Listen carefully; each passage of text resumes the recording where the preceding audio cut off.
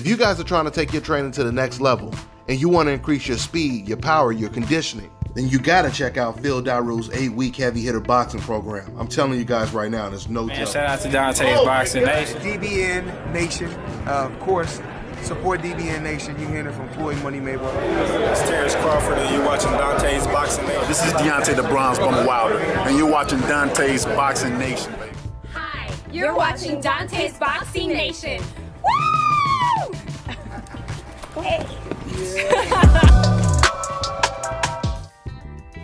If you know, you know. And if you know Shakur Stevenson is the future, then you're not mistaken.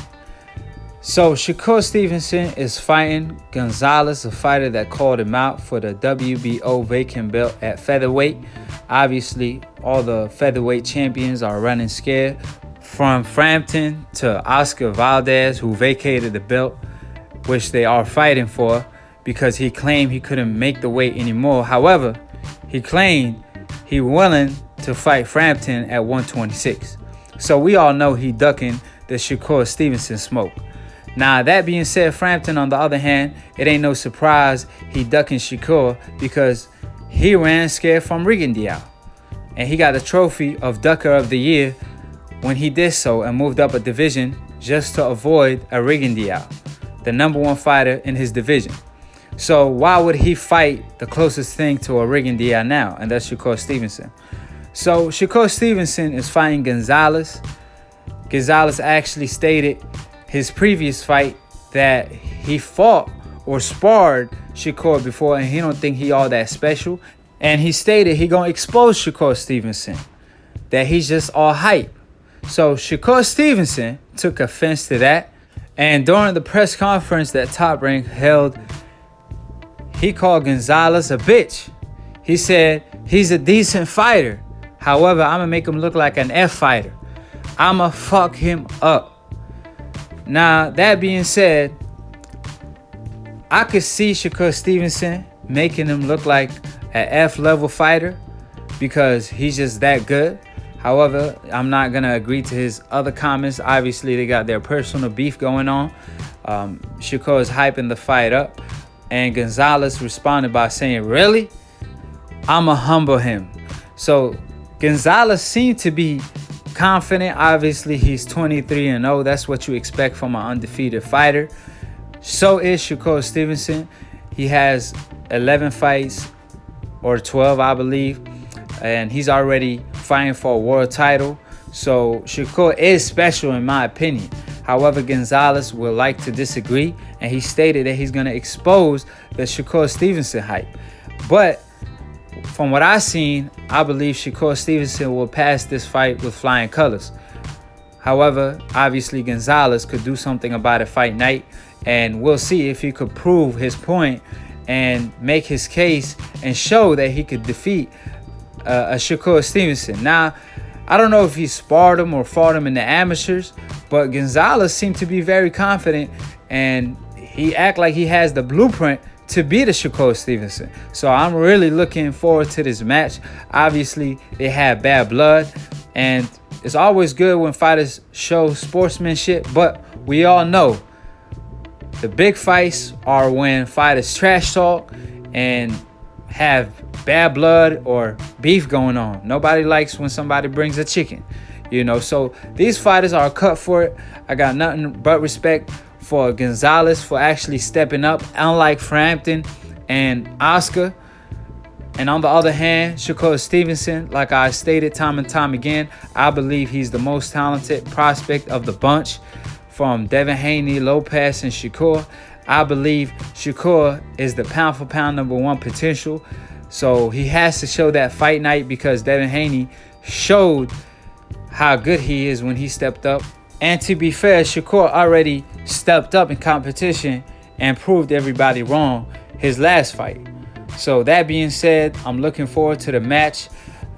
It's funny to see Bob Arum actually copy the blueprint of the PBC. Remember when Fox held the press conference with all the fighters there, from Errol Spence to the Charlo brothers to Keith Thurman to Mikey Garcia. Now they doing the same for the Top Rank stable. However, Heyman doesn't exist, Bob Arum claimed. But apparently his blueprint do exist. And Bob Arum, just like when Heyman went to Fox Sport, to free TV, Bob Arum copied that blueprint and went to ESPN. So maybe Heyman does exist, right? That being said, since Devin Haney called out Lomachenko, since he want no smoke with Devin Haney, Shakur Stevenson also called out Lomachenko and stated that he's already ready for him. And Bob Arum came on and stated that Devin Haney is too green. However, he's willing to match Lomachenko versus Shakur down the line once Shakur moves up. So that's an intriguing matchup. I would love to see that fight. It's a 50-50 fight. However, when Shakur does mature and he's more so in his prime, I see Shakur winning that fight, especially seeing that Lomachenko struggles against southpaws. But since Bob Arum stated that Devin Haney is a mismatch for Lomachenko, why not see both of them fights? Why not see Lomachenko fight a Devin Haney and a Shakur Stevenson, right? Just like when Andre Ward was calling out Gennady Golovkin, and HBO told him, man, can you stop calling Gennady Golovkin, please? We got our money invested in him. However, you could move up and fight the Crusher Kovalev. But all the boxing fans were like, why not let Andre Ward fight both? But they wasn't looking forward to building Andre Ward. They wanted to build Gennady Golovkin. And they didn't want Andre Ward exposing Gennady Golovkin. So Gennady Golovkin ended up turning down an Andre Ward fight at 164 catchweight after Andre Ward came off a layoff. So Gennady Golovkin had all the advantages. And we all knew Andre Ward was struggling to make 168 at the time. Keep in mind, it was also Gennady Golovkin's biggest payday, biggest legacy fight. And if he would have been an Andre Ward, he could have been a true pound-for-pound fighter.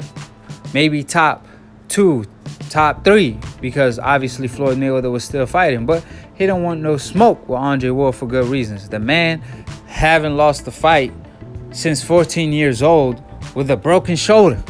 So imagine if he was fully healed and didn't have an injury throughout his career. That being said,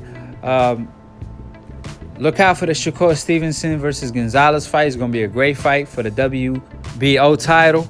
The press conference is going to be electric. So, like I said, I keep y'all upgraded when it comes to all the news. So subscribe below if you're trying to get smarter by the minute. If you're trying to get dumber by the second, don't.